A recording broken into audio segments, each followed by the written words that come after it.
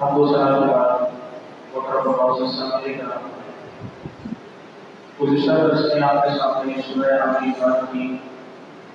آیت نمبر 58 تک کا موضوع بیان کیا ہے، جس میں حضرت سیدنا عیسیٰ علیہ السلام کی جب معجزات کا ذکر ہوا، حضرت عیسیٰ علیہ السلام کے آسمان کی طرف اٹھائے جانے کا تذکرہ ہوا، حضرت سیدنا عیسیٰ علیہ السلام کے خلاف یہودیوں کی سازشیں اور اللہ رب العزت کا ان سازشوں کو ناکام کرنا، یہ تمام چیزیں بیان کی گئی۔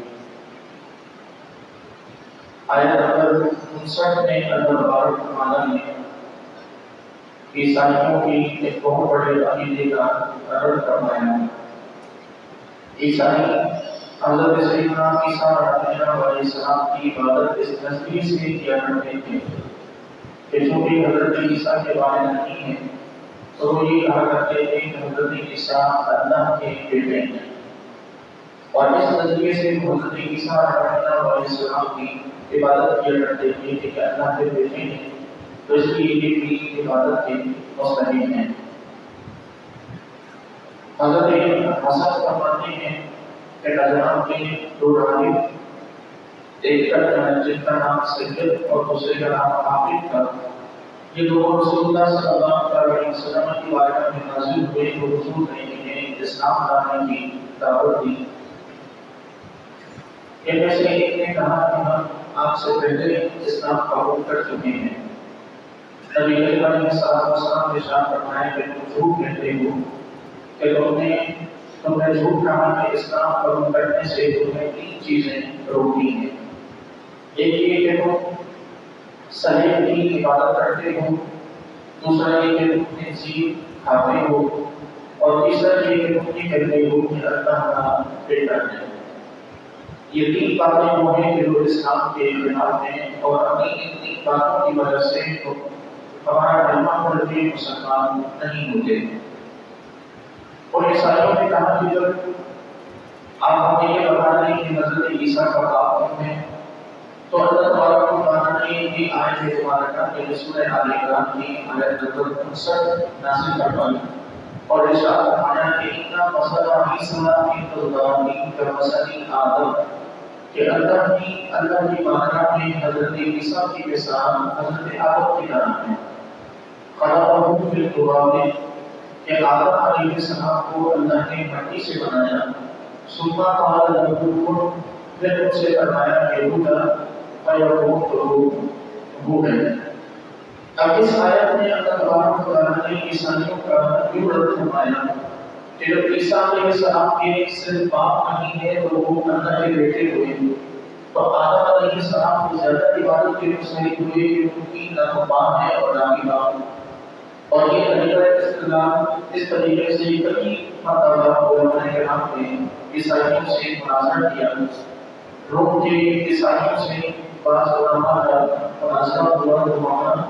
انہوں نے حضرت عیسیٰ کی عبادت کی وجہ پوچھی، تو عیسائیوں نے کہا کہ حضرت عیسیٰ چونکہ بغیر باپ کے پیدا ہوئے ہیں تو اس لیے حضرت عیسیٰ اس بات کے مستحق ہیں کہ ان کی عبادت کی جائے۔ تو علماء نے فرمایا کہ اگر عیسیٰ علیہ السلام بغیر باپ کے پیدا ہونے کی وجہ سے عبادت کے مستحق ہیں تو حضرت آدم بغیر باپ اور ماں دونوں کے پیدا ہوئے، پھر وہ عبادت کے زیادہ مستحق، اور حضرت حوا بغیر ماں کے پیدا ہوئی، وہ بھی عبادت کی مستحق ہونی چاہیے۔ پھر عیسائیوں نے کہا کہ حضرت عیسیٰ نے 4 عہدے ذکر کیے تھے، اس لیے ہم حضرت عیسیٰ کی عبادت کرتے ہیں۔ تو علماء نے بتایا کہ حضرت حزقیل علیہ السلام نے 8000 عہدے ذکر کیے ہیں، تو اس لحاظ سے حضرت حزقیل علیہ السلام کی عبادت کے زیادہ مستحق ہوئے۔ عیسائیوں نے کہا کہ حضرت عیسیٰ مادہ ذات اندھوں کو اور بس یعنی خون کے مریضوں کو شفا دیتے تھے، اس لیے وہ عبادت کے مستحق ہیں۔ تو علماء نے کہا کہ پھر برزلیس عبادت کے زیادہ مستحق ہیں کہ وہ آگ میں جل جانے کے باوجود صحیح اور سلامت نکل جائیں، اور ہمارے نبی علیہ السلام زیادہ عبادت کے مستحق ہیں کہ حضور نے حضرت قتادہ کی نکلی ہوئی آنکھ کو دوبارہ درست فرمایا، اور آپ علیہ السلام کی دعا سے ایک مادہ ذات داخلہ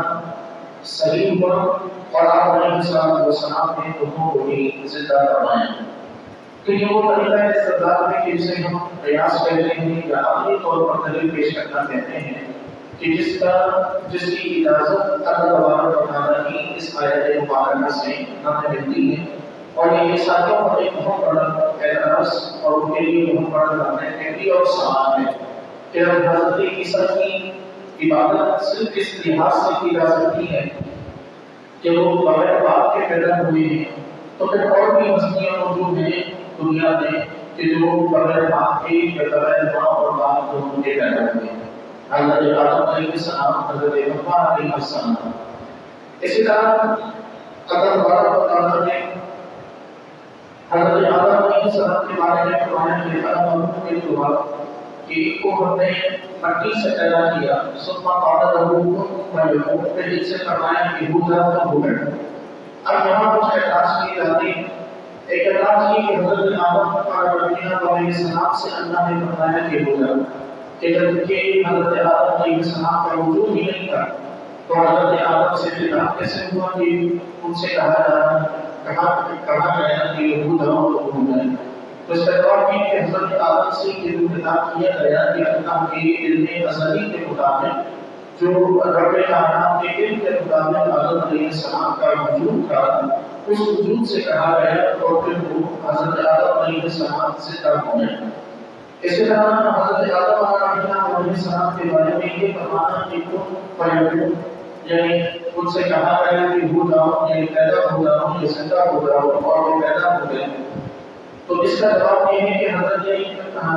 اس میں حضرت آدم علیہ السلام کے بارے میں پھر مٹی سے پیدا کرنے کا سب کو کیسے پیدا ہوا کہ جب وہ محض خود کہنے سے پیدا ہو جائے تو پھر مٹی سے انہیں کب بنایا گیا. تو اس کا جواب یہ ہے کہ پہلے اللہ تبارک و تعالیٰ نے حضرت آدم علیہ السلام کا مٹی سے ایک پتلا بنایا اور پھر اس پتلے میں اللہ تبارک و تعالیٰ نے حضرت آدم علیہ السلام کی روح سے مخاطب ہو کر فرمایا کہ ہو جا تو روح جسم میں داخل ہوئی اور جسم زندہ ہو گیا. حضرت آدم علیہ السلام کو مٹی سے پیدا کرنے کی کئی وجوہ ہیں. انسان کو مٹی سے بنانے کی کئی وجوہ ہیں. فرشتوں کو اللہ تبارک و تعالیٰ نے روح سے پیدا فرمایا اور بعض روایات ہیں کہ انسان کی جو بنیادی جو عناصر ہوتے ہیں وہ عناصر ارواح میں سب سے نیچے چیز ہوتی ہے وہ مٹی ہوتی ہے.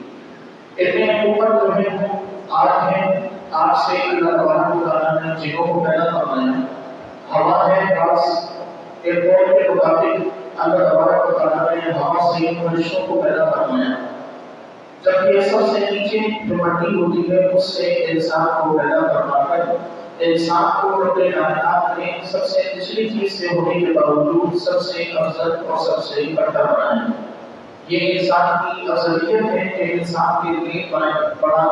فخر کا باعث ہے کہ اللہ تبارک و تعالیٰ نے عناصر ارواح میں سے جو سب سے نچلی چیز تھی وجود انسان کا اس سے بنایا.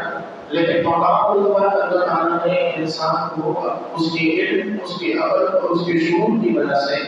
دنیا کی دیگر تمام مخلوقات سے بڑھ کر عطا فرمایا. اسی طرح حضرت انسان کے لیے حضرت آدم علیہ السلام اور حضرت عیسیٰ علیہ السلام میں مواصلت ہے. یعنی اللہ تعالیٰ نے فرمایا کہ مثلا عیسیٰ کی تلوار کی مثل آدم علیہ السلام اور عیسیٰ علیہ السلام ایک مثال ہیں. تو اس میں محض کی پیدائش کی ایک مواصلت نہیں ہے بلکہ اس کے علاوہ اور بہت سی ایسی چیز ہیں کہ جو سیدنا آدم اور سیدنا عیسیٰ علیہ السلام کے مشترکہ ہیں. مثال کے طور پر حضرت اللہ تعالیٰ کے نزدیک جو حضرت عیسیٰ کی مثال آدم کی طرح ہے اور ایسے ایک کے بغیر باپ کے پیدا ہونا، دوسری یہ کہ دونوں اللہ کے بندے اور دونوں اللہ کے نبی ہیں. تیسرا یہ کہ حضرت آدم علیہ السلام کی ابتدا میں ابلیس نے مخالفت کی اور حضرت عیسیٰ علیہ السلام کی ابتدا میں ہی ان کی پیدائش کے دوران بعد کی ان کی مخالفت یہودیوں نے کی. حضرت آدم علیہ السلام آسمانوں سے زمین کی طرف تشریف لائے اور حضرت عیسیٰ علیہ السلام زمین سے آسمانوں کی طرف تشریف لے گئے. حضرت اگر انبیاء علیہ السلام کامیاب ہو کر پھر جنت میں تشریف لے جائیں گے اور سیدنا عیسیٰ علیہ السلام واپس زمین کی طرف اٹھ قیامت تشریف لائیں گے. ایسے تمام حضرت آدم علیہ السلام کے علم کا اظہار اللہ تعالیٰ نے وَعَلَّمَ آدَمَ الْأَسْمَاءَ كُلَّهَا کے ذریعے فرمایا اور حضرت عیسیٰ علیہ السلام کے علم کے مطابق اللہ تعالیٰ نے جواب قوم کے دعویٰ اور حکمہ فرمایا ارشاد فرمایا. تو یہ بہت ساری چیزیں ہیں کہ جو اللہ تعالیٰ نے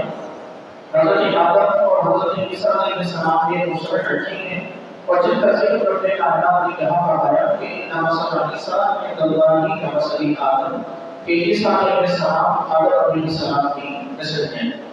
آگے ارشاد فرمائیں کہ الحق بالرب یہ تمہارے رب کی جانب سے حق کا بیان ہے فلا تکن من الممترین تو تم شک کرنے والے نہ ہو جاؤ. فمن حاجکم فیہ من بعد ما جاءکم من العلم تو بس ہے نبی کریم علیہ السلام جو لوگ علم کے حاصل ہونے کے باوجود یعنی پتہ چل جانے کے باوجود آپ سے حضرت عیسیٰ علیہ السلام کے مطابق ہٹ دھرمی کریں تو آپ ان سے یہ فرمائیے کہ تعالیٰ تدعو ابناءنا وابناءکم آؤ تم اپنے بیٹوں کو بلائیں تم اپنے بیٹوں کو ونساءنا ونساءکم ہم اپنی عورتوں کو بلائیں تم اپنی عورتوں کو وانفسنا وانفسکم ہم اپنے آپ کو اور بیٹوں سنت کر لائیے پھر ہم معاہدہ کریں ونجعل نام اللہ الکاذبین تو اللہ تبارک و تعالیٰ پر ہم اللہ تعالیٰ کی نامت ہم جھوٹوں پر بھیجیں. یہ وہ مشہور آیت معاہدہ ہے کہ جس سے ہمارے یہاں شیعہ حضرات اہل بیت کرام کا ذکر کرتے ہوئے حضور نبی کریم علیہ السلام کی دیگر صاحبزادیوں کا انکار کرتے اور سیدنا فاطمہ الزہرا رضی اللہ عنہا کو اکیلی حضور کی صاحبزادی بناتے ہیں اور حضرت امام حسن اور امام حسین اور حضرت علی رضی اللہ عنہ کو اہل بیت میں شامل کر کے دیگر تمام حضور کی ازواج کو اہل بیت سے خارج کرتے ہیں. یہ دراصل اللہ تبارک و تعالیٰ نے نجران کی عیسائیوں کے مطابق یہ آیت نازل فرمائی تھی کہ جب نجران کی عیسائی جیسے سورہ عمران کی ابتدا میں اس حوالے سے گفتگو ہوئی کہ اس سورت کی ابتدا میں تقریباً 80 آیات جو ہے وہ نجران کے عیسائیوں کی عیسائی مذہب کے مطابق ہیں. تو یہ وہی مقابلہ اور بحث تھی کہ جب نجران کے عیسائی حضور کی بارگاہ میں آئے آپ علیہ السلام نے انہیں ہر ممکن دلائل سے آگے کرنے کی کوشش کی اور جب وہ اپنی ہر دردی پر قائم رہے اور انہیں کسی بھی طرح کو نہ مانا تو پھر اللہ تعالیٰ نے یہ راستہ عطا فرمایا کہ آپ ان سے تبدیل کہہ دیجیے کہ تم اپنی اولاد کو لے آؤ ہم اپنی اولاد کو لے آتے ہیں تم اپنے گھر کی عورتوں کو لاؤ ہم اپنے گھر کی عورتوں کو لاتے ہیں اور تم خود بھی آؤ ہم بھی آتے ہیں اور ہم پھر مباہدہ کرتے ہیں. مباہدہ کہا جاتا ہے کہ عاجزی کے ساتھ ایک کسانی کے ساتھ دعا کرنا اور دعا بھی اس طور پر کرنا کہ جو حق اور وہ مجھے دعا کرے یعنی ہر بندہ اپنے آپ کو حق پر سمجھے اور اس میں دل پر کی جائے کہ سامنے والا مطابق اگر جھوٹا ہے تو اس پر اللہ کی لعنت ہو. یہ مباہدہ نبی کریم علیہ السلام نے اس مباہدے کی دعوت دی. اسی طرح اس وقت میں کئی مرتبہ ایسا موقع آیا کہ لوگوں نے اس مباہدے کو استعمال کیا اور اللہ تبارک و تعالیٰ نے ہم پر نامزد لوگوں کو اللہ اور نصرت عطا فرمائی. حضور علیہ السلام نے جب یہ مباہدے کی دعوت دی تو لوگ تیار ہوئے عیسائی تیار ہوئے. نبی کریم علیہ السلام حضرت امام حسین کو گود میں لیے ہوئے امام حسن رضی اللہ عنہ حضور کا ہاتھ تھامے ہوئے اور حضرت علی اور حضرت فاطمہ رضی اللہ عنہما نبی کریم علیہ السلام کے پیچھے پیچھے چل کر آ رہے ہیں. جب عیسائیوں کے بڑے راہب نے اسقف نامی شخص نے ان تمام لوگوں کو آتے ہوئے دیکھا تو اس نے اپنے لوگوں سے کہا کہ میں ایسے چہرے دیکھ رہا ہوں کہ خدا کی قسم اگر ان لوگوں نے یہ دعا کر دی کہ پہاڑ اپنی جگہ سے ہٹ جائے یقیناً پہاڑ اپنی جگہ سے ہٹ جائے گا. فرمایا ان سے کہنے لگا کہ اگر ہم نے ان کے ساتھ مباہدہ کیا تو ہم تباہ ہو جائیں گے بلکہ قیامت تک عیسائیت کا وجود بھی دنیا میں باقی نہیں رہے گا. اس لیے اس معاہدے کی دعوت کے بعد انہوں نے جزیہ دینا قبول کیا یعنی ٹیکس دینا قبول کیا. نبی کریم علیہ السلام سے مباہدہ انہوں نے نہ کیا. اب رہی بات میں حضرت نبی کریم علیہ الصلوۃ والسلام اس معاملے میں اپنی صرف ایک ساری جانی حضرت فاطمہ کو لے کر وہ تشریف لائے. حضور کی اگر بقیہ صاحبزادیاں تھیں تو وہ اس معاملے کے وقت میں حضور کے ساتھ کیوں نہیں تھی؟ تو اس کا جواب یہ کہ معاہدہ نبی کریم علیہ السلام کی ہجرت کے 10ویں سال کا ہے. یعنی آپ علیہ السلام کے رسالے ظاہری سے تقریباً 1 سال پہلے کا یہ واقعہ ہے. حضور اکرم علیہ السلام کی جو بقیہ کی صاحبزادیاں تھیں حضرت زینب، حضرت رقیہ اور حضرت ام کلثوم رضی اللہ عنہا، یہ تینوں کی تینوں صاحبزادیاں 8 ہجری تک یعنی اس واقعے سے 2 سال پہلے تک دنیا سے رخصت ہو چکی تھیں، ان کا وصال ہو چکا ہے. حضرت زینب رضی اللہ عنہا کا وصال ہجرت کے تقریباً پہلے سال، حضرت رقیہ علیہ السلام کا رضی اللہ عنہا کا وصال ہجرت کے دوسرے سال، اور حضرت ام کلثوم رضی اللہ عنہا کا وصال ہجرت کے 8ویں سال ہوا. یعنی اس واقعے سے 2 سال پہلے حضور کی تینوں صاحبزادیاں اس دنیا سے پردہ فرما چکی تھیں. اور یہ سوال کرنا بھی غلط ہے کہ حضور حضرت فاطمہ کو ساتھ کیوں لائے، کیونکہ اگر وہ 3 صاحبزادیاں زندہ ہوتی تو ہی آپ علیہ السلام کو ساتھ لائے. یہ سوال کرتا کہ حضور کو ساتھ کیوں نہ لائے، جبکہ وہ تینوں صاحبزادیاں موجود ہی نہیں تھیں، ان کا وصال ہو چکا تھا. تو اس لیے یہ سوال کرنا بھی غلط ہے کہ نبی کریم علیہ السلام نے ساتھ کیوں نہیں لائے. دوسری بات یہ کہ آپ علیہ السلام نے یہاں پر اپنے اہل بیت میں سے حضور علیہ السلام اپنی ازواج مطہرات کو لے کر کے تشریف نہیں لائے. صرف آپ علیہ السلام نے اپنی صاحبزادی حضرت فاطمہ رضی اللہ عنہا کو ہی یہاں کیوں لے کر آئے، کیونکہ یہ وہ بنیادی وجہ ہے جس کی وجہ سے ہم کہتے ہیں کہ ازواج مطہرات اہل بیت میں شامل نہیں ہیں. اس کا جواب یہ ہے کہ جہاں نبی کریم علیہ السلام نے معاہدے کی دعوت دیتے ہوئے یہ ہرگز نہیں فرمایا تھا کہ تم اپنے اہل بیت کو اپنے سارے گھر والوں کو بناؤ اور اپنے سارے گھر والوں کو بناؤ. آپ نے یہ السلام نے فرمایا کہ تم اپنے بیٹوں کو لاؤ، تم خود آؤ اور تم اپنی عورتوں کو بھی لے جاؤ. یعنی ہم بھی اپنے بیٹوں کو اپنی عورتوں کو لے کر آئیں اور تم بھی آئیں، تم بھی اپنے بیٹوں کو اپنی عورتوں کو لے کر آؤ اور پھر بھی آؤ. ابھی نہ تو عورتوں سے یہ ثابت ہوتا ہے کہ ساری کی ساری عورتوں کو لانا ہے، نہ ہی بیٹوں سے یہ ثابت ہوتا ہے کہ سارے کے سارے بیٹوں کو لے کر آنا ہے. ورنہ تو یہ اعتراض بھی پھر اگر جہاں یہ اعتراض کیا جاتا ہے کہ حضور کی صاحبزادیاں نہیں آئی، تو پھر وہاں یہ بھی اعتراض کرتا ہے کہ حضور کا کوئی صاحبزادہ بھی نہیں آیا، جبکہ حضور نے فرمایا کہ اپنے بیٹوں کو لے کر آؤ. تو اس کا جواب تو یہی ہے کہ جب صاحبزادے بھی دنیا میں موجود نہیں تھے، حضور کی صاحبزادیاں بھی دنیا میں موجود نہیں تھیں، تو اس لیے حضرت فاطمہ آئی. اور رہی بات ازواج مطہرات کی نہ آنے کی، تو نبی کریم علیہ السلام کی جو فرمایا تھا کہ تم اپنی عورتوں کو لے کر آؤ، ہم اپنی عورتوں کو لے کر آئیں، تو عورتوں میں ایک خاتون لائی جائے یا 10 خواتین لے کر لائی جائیں، آپ ایک جیسے ہیں. یعنی کبھی بھی یہ اس بات کا دعویٰ نہیں تھا کہ تم ساری گھر کی خواتین کو لے کر آؤ، کیونکہ اگر حضور یہ فرماتے کہ اپنے گھر کی ساری خواتین کو لے کر آؤ تو پھر ازواج مطہرات کا نہیں من کرتا کہ ازواج مطہرات پھر نہ آتی تو پھر سوال ہوتا ہے کہ اہل بیت میں سے نہیں ہے. جب آپ نے فرمایا کہ اپنی عورتوں میں سے لاؤ، اپنی عورتوں کو لاؤ، اپنے بیٹوں کو لاؤ، تو اس سے پھر نبی علیہ السلام نے حضرت فاطمہ رضی اللہ عنہا کا ان کے مقام و شرف کی وجہ سے اتنا فرمایا، کیونکہ حضرت فاطمہ رضی اللہ عنہا بلا شبہ دنیا کی تمام تر خواتین کی سردار ہیں، جنت میں تمام تر خواتین کی سردار ہیں. تو جنت کی خواتین کی سردار کی حیثیت سے تمام خواتین کی نمائندگی کے طور پر حضرت فاطمہ رضی اللہ عنہا کا انتخاب ہوا اور نبی کریم علیہ السلام انہیں لے کر تشریف لائے. ورنہ اگر یہ کہیں رہے تو حضرت علی رضی اللہ عنہ کا تشریف لانا پھر کوئی سوال نہیں،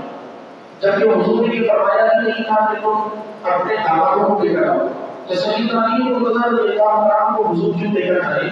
وہ صرف اسی وجہ سے کہ آپ علیہ السلام نے حضرت علی رضی اللہ عنہ کے شرف کی وجہ سے حضرت علی رضی اللہ عنہ کو ساتھ لیا. ورنہ یہاں کے سائر میں یا حضور کے دعوے میں کہیں یہ بات موجود نہیں ہے کہ داماد کو بھی لے کر آنا.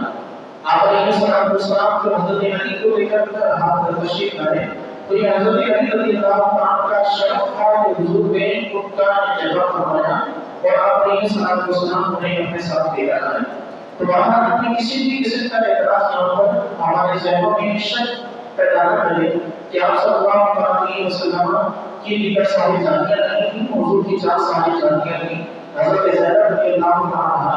حضرت رقیہ رضی اللہ عنہا، حضرت کلثوم رضی اللہ عنہا، اور سب سے چھوٹی ساری جانی حضرت فاطمہ رضی اللہ عنہا۔ یہ 4 ساری جانیاں ہیں جن میں سے حضرت زینب رضی اللہ عنہا کا نکاح ابو العاص بن ربیع سے ہوا، حضرت رقیہ اور حضرت کلثوم رضی اللہ عنہما کا نکاح اسلام سے پہلے ابو لہب کے 2 بیٹوں سے ہوا، اور جب حضور نے اسلام کی طرف لوگوں کو دعوت دینا شروع کی تو ابو لہب نے اپنے بیٹوں سے حضور کی صاحبزادیوں کو طلاق دلوائی، اور یہ بات حضور کی صاحبزادیوں کی رخصتی سے پہلے کی ہے، لیکن اس وقت صرف نکاح ہوئے تھے، نکاح سے پہلے ہی طلاق ہو چکی تھی، اور طلاق کے بعد پھر نبی کریم علیہ السلام نے حضرت رقیہ کا نکاح حضرت عثمان سے کیا۔ سن 2 ہجری میں حضرت رقیہ کا وصال ہوا جب غزوہ بدر ہوا تھا، تو حضرت رقیہ کے نام کا عنہا کی طبیعت ناساز تھی، جس کی وجہ سے نبی کریم علیہ السلام نے حضرت عثمان کو مدینے میں رک کر حضرت رقیہ کی دیکھ بھال کرنے کا حکم دیا۔ غزوہ بدر وہ واحد غزوہ ہے جس میں حضرت عثمان حضور کے ساتھ نہیں تھے، اور اس کی وجہ یہ تھی کہ حضرت عثمان حضور کی صاحبزادی حضرت رقیہ کی دیکھ بھال میں مصروف تھے۔ سن 2 ہجری میں غزوہ بدر کے بعد جو حضور تشریف لائے ہیں مدینہ، اس سے پہلے حضرت رقیہ کا وصال ہو چکا تھا۔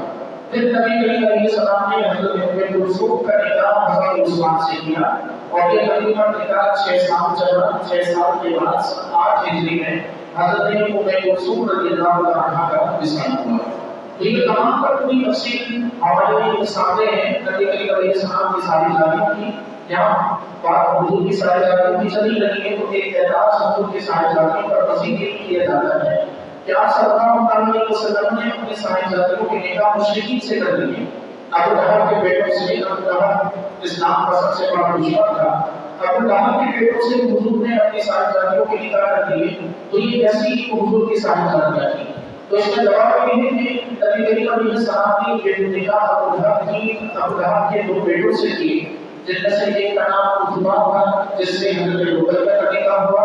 دوسرے کا نام عتیبہ تھا جس سے حضرت کلثوم کا نکاح ہوا۔ ابو لہب کے یہ 2 بیٹے جن سے حضرت رقیہ اور حضرت کلثوم کا نکاح ہوا، یہ نکاح نبی کریم علیہ السلام کے نبوت کا اعلان فرمانے سے پہلے ہوئے ہیں۔ جب حضور علیہ السلام نے نبوت کا اعلان فرمایا، حضرت رقیہ رضی اللہ عنہا کی عمر مبارک اس وقت تقریباً 7 برس تھی، اور حضرت زینب کی عمر اس وقت 10 سال کی تھی۔ حضرت کلثوم رضی اللہ عنہا کی عمر اس وقت تقریباً 5 سال یا بعض روایت کے مطابق 4 سال تھی۔ یہ اتنی عمر تھی، اور اتنی عمر میں نکاح ہونا آج بھی ہمارے معاشرے میں جائز ہے کہ باپ اپنی چھوٹی بچیوں کے نکاح کروا دیا کرتے ہیں۔ تو نابالغ بچیوں کا نکاح ہونا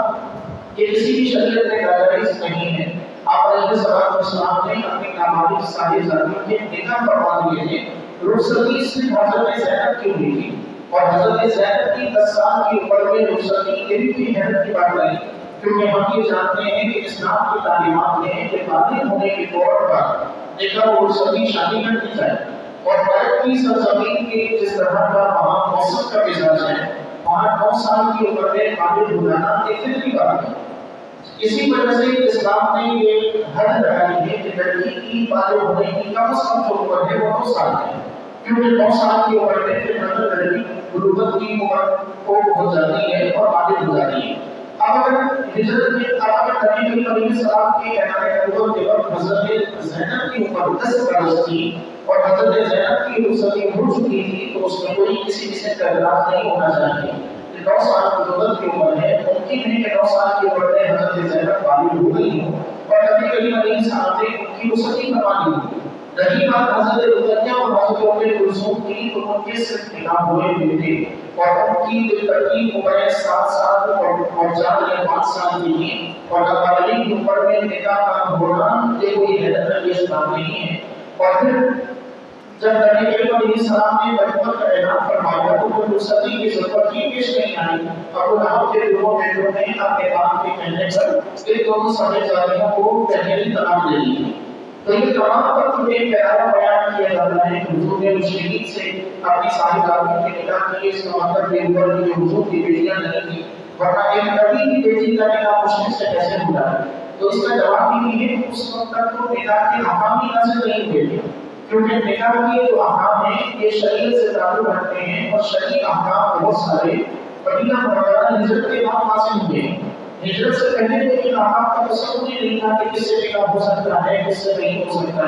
نکاح میں کیا ہونا چاہیے کیا نہیں ہونا چاہیے، طلاق نکاح، یہ تمام چیزیں تو ہجرت کے بعد بہت حاصل ہوئی۔ اور ہم جس زمانے کی بات کر رہے ہیں کہ سارا کا سارا زمانہ ہجرت سے پہلے کا،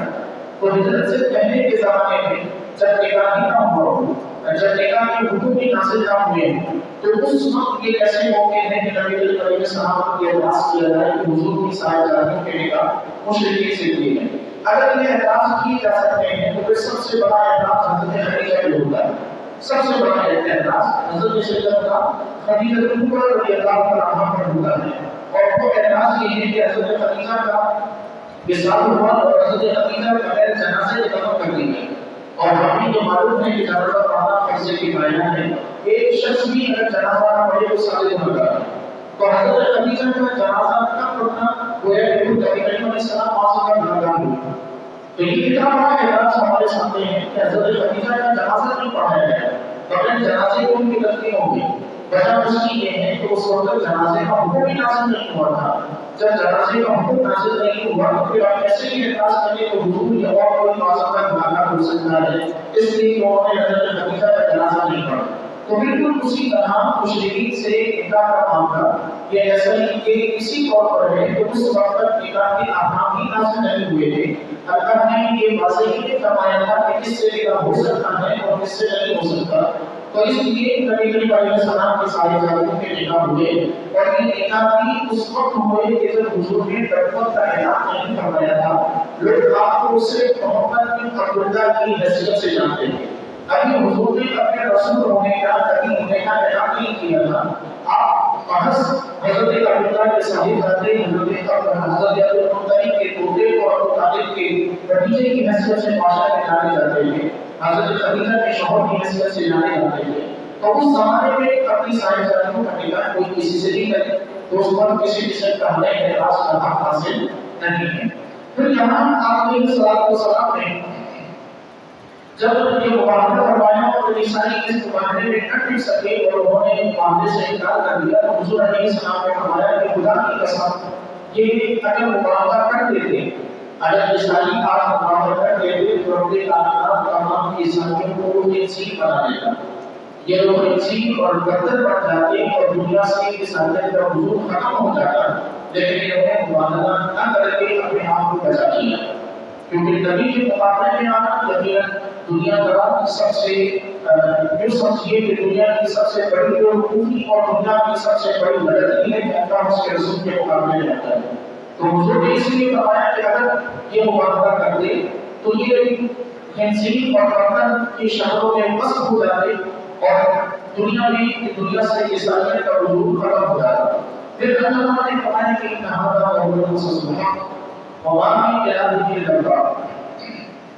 کہ بے شک یہ حق کا بیان ہے، اللہ کے سوا اور کوئی عبادت کا مستحق نہیں ہے، اور ان کا کلام ہے عزیز الحکیم، اور اللہ تبارک و تعالیٰ ضرور غلبے والا اور حکمت والا ہے۔ گویا کہ یہ آپ علیہ السلام کو یہ بتایا جا رہا ہے کہ حضرت کہ انہوں نے جب اللہ تعالیٰ نے معاملے کا حکم اس لیے نازل فرمایا کہ اگر اپنی حکمت سے بخوبی واقف ہے کہ یہ عیسائی مباہدہ کبھی نہیں کریں گے اور حضور کے مقابلے میں کھڑے نہیں ہو سکیں گے۔ اب رہا ہے سوال کہ آیا یہ مباہدے کا حکم صرف نبی کریم علیہ السلام کے لیے تھا یا آج بھی مباہدے کا حکم ہے، کوئی کرنا چاہے تو اسے اجازت ہے؟ تو لوگوں نے نبی کریم علیہ السلام کے بعد بھی مباہدے کیے۔ مثال کے طور پر ایک شخص نے حضرت سیدنا اس مباہدے کے بعد نبی کریم علیہ السلام کے اس مباہدے کے بعد حضرت شیخ سید احمد سعید کاظمی علیہ رحمہ غزالی زبان کا مطلب ہے کہ سید احمد سعید کاظمی علیہ رحمہ نے گجرانوالہ میں ایک شخص تھا جو توحید العزیز کے نام سے مشہور تھا، اس سے انٹرنیٹ پر مناظرہ کیا ان میں بیٹھ کر مناظرہ کیا تو آپ علی رحمہ نے مشکات شریف سے ایک حدیث بطور دلیل پیش کی. اس موقع میں عبدالعزیز نے مشکات شریف کو اٹھا کر پھینکا اور کہا کہ یہ مشکات بے بنیاد کتاب ہے، بغیر سند کی کتاب ہے، میں مشکات کو نہیں مانتا. غزالی زمان نے وہی حدیث ترمذی شریف سے نکال کر دی اور اس شخص نے ترمذی شریف کی اس کتاب کو اس نسخے کو بھی اٹھا کر پھینک دیا اور کہا میں حدیث کو نہیں مانتا. جب اس نے یہ کہا کہ میں حدیث کو نہیں مانتا تو غزالی زمان نے اس سے یہ فرمایا کہ اب ہمارے پاس دلیل ہے، رسول خبر چونکہ آؤ تو ہم معاملہ کرتے ہیں. معاملہ جو کیا گیا اس کا غزالی زمان نے یہ فرمایا کہ اللہ تبارک و تعالیٰ دونوں یہ الفاظ کہیں کہ ان میں سے ہم دونوں میں سے جو بھی بڑی جھوٹا ہے، جو بھی بڑی باطل ہے، وہ ایک سال کے اندر دوسرے بڑی کے سامنے اللہ کے عذاب میں مبتلا ہو کر دنیا سے عذاب میں مبتلا ہو کر غضب میں مبتلا ہو کر مر جائے. یہ معاہدہ کیا گیا. اس معاہدے کے بعد جب مولوی عبدالعزیز گجرانوالہ پہنچا اور گجرانوالہ پہنچ کر فجر کی نماز کے بعد اس نے درس قرآن دینے کے لیے دعا کھولا تو زبان قطع ہو گئی اور زبان رٹ کر باہر آ گئی. اور اسی عذاب میں ایک سال کے اندر زبان لڑکی ہوئی باہر رہی کہ کسی سے بات کرنے کے قابل نہ رہا. ایک سال کے اندر اس عذاب میں گرفتار ہو کر نہیں پایا. تو یہ ایک بنیادی دلیل ہے کہ ہمارے لیے جو سمجھنے کے اسی صدی کی ایک دلیل ہے وہ واقعی کی کہ جو کوئی شخص وعدہ کرتا ہے تو اللہ تبارک و تعالیٰ حق پر ہونے والوں کی بڑی فرماتا ہے. اس سے پہلے ایک معاملہ اس طور پر یہ بھی موجود ہے کہ سیدنا عبداللہ بن عباس رضی اللہ عنہ کا کسی شخص سے اختلاف ہوا. آپ نے اس کو معاملے کی دعوت دی اور معاملے کی دعوت دے کر آپ رضی اللہ عنہ مسجد حرام میں حضرت اسود کے سامنے کھڑے ہو کر اپنے ہاتھوں کو اٹھا کر اللہ کی بارگاہ میں یہ دعا کی کہ اگر سامنے والا ایک سچا اور ایک جھوٹا ہو یا ہم میں سے جو بھی جھوٹا ہے اس پر اللہ کی لعنت ہو. اللہ تبارک و تعالیٰ نے حضرت ابن عباس رضی اللہ عنہ کے مقابلے میں آنے والے اس شخص کو بھی اسی طرح اپنی غضب میں گرفتار کر کے رب کائنات نے اسے بھی حاصل بنا کیا. یہ اس زمانے کی دلیل ہے کہ حضور کے مثال ظاہری کے بعد واحد کی دعوت اور واحد کا تصور آج بھی موجود ہے. اسی طرح جب انتہائی شاہ علی رحمہ نے کے معاملے میں جب بیزاریوں سے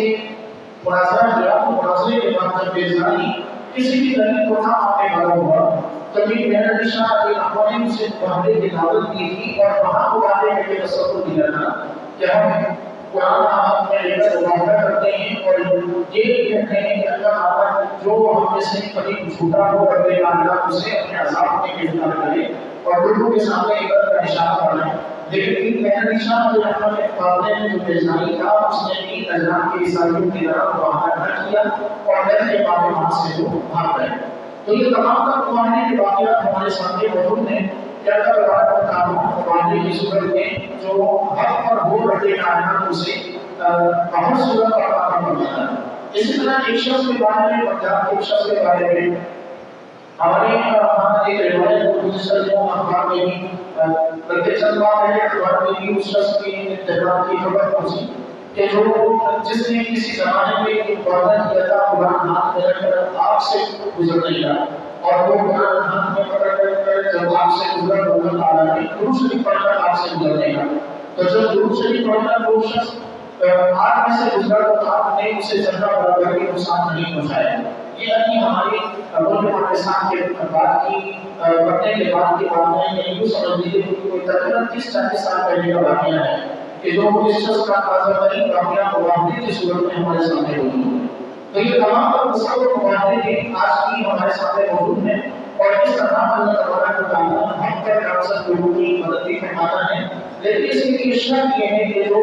معاہدہ کرنے جا رہے ہیں اس سے خالق کائنات پر یقین ہو. اگر اس کے اپنے دل میں کسی قسم کا شک ہے تو لوگوں کی طرف کا اشارہ ہو جاتا ہے.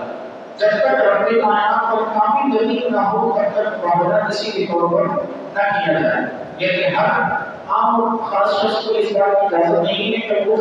لوگوں کے سامنے یہ دعوے کرتا ہے کہ آج ہم آپ میں سے گزر گئے ہیں جو ہم پر ہوا گزر جائے گا. بلکہ انسان کا اپنے حق پر ہونا یہ بھی کوئی یقین ہو کہ میں حق پر ہوں اور دوسرے یہ اسے اللہ کی ذات پر بھی مکمل یقین ہو کہ نرانتر ہونے کی وجہ سے رب کے لیے ضرور بات کرے. جب یہ دونوں چیزوں پر یقین ہو اس کے بعد ہی مقابلے کا تصور ہوتا ہے. ورنہ تو انسان کسی بھی طور پر ذرہ برابر کی شکل میں تناوب کے معاملہ کو اس کے خلاف ہو جاتا ہے اور وہ نشانے روکا جاتا ہے. آج سورہ عامرہ کی آیت نمبر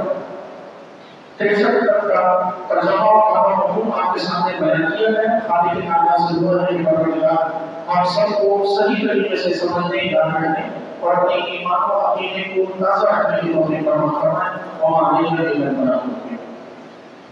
الحمدللہ رب العالمین والصلاة والسلام علی اشرف الانبیاء والمرسلین. اللهم ربنا آتنا في الدنيا حسنة وفي الآخرة حسنة وقنا عذاب النار. یا اللہ رحمانی کریم کرمدیا اور شکر کرنا یا شکرنا حاصلنا اپنی بارگاہ میں قبول منظور فرما. یا اللہ رحمانی میں بڑی سلام اسلام کے سب کو خیر کرمدیا اس نشست کے سب کو خیر سے وسیلہ اللہ سے ہمارا اور شامل ضرور کرنا. ہمارے رزق میں برکت نازل کرنا. ہمارے بیماروں کو شفا عطا کرنا. ہمارے مردوں اور اولاد کی بخشش و مغفرت کرنا. یا اللہ رحمانی کے پاکستان میں اس وقت جو صورتحال ہے پروردگار اس مشکل صورتحال سے ہم سب کو نجات عطا فرما. ہمارے ملک کی حفاظت کرنا. اس ملک کے مکینوں کی حفاظت کرنا. یا اللہ سیلاب سفران کی غیر سے مدد کرنا. یا اللہ رحمانی جو سیلاب میں پانی میں پھنسے ہوئے پروردگار کے لیے راہ مقرر کرنا آسانیاں کرنا. یا اللہ رحمانی جتنے بھی نقصانات ہوئے پروردگار نے نقصانات کرنے اور بدل عطا کرنا. یا اللہ رحمانی جو سیلاب میں جو بس کا بہت ہوئے پروردگار انہیں جنت الفردوس سے عطا سے عطا کرنا. ان کے سلیقہ کر کے گناہوں کو معاف کرنا. ان کے نوالقین کو سب سے جلدی عطا کرنا. یا اللہ پروردگار ہم سب کی تمام نیکوکاری سے حاجات کو پورا کرنا. ہم سب کی تمام دعاؤں کی بارگاہ میں قبول منظور کرنا. اللهم ربنا تقبل منا انك السميع العليم وتب علينا يا مولانا انك انت التواب الرحيم. ان الله وملائكته يصلون على النبي يا ايها الذين امنوا صلوا عليه وسلموا تسليما. اللهم صل على سيدنا مولانا محمد وعلى سيدنا مولانا محمد وعلى وسلم صلاة وسلام عليك يا سيدي يا رسول الله. سبحان ربك رب العزة عما يصفون وسلام على المرسلين والحمد لله رب العالمين. لا اله الا الله.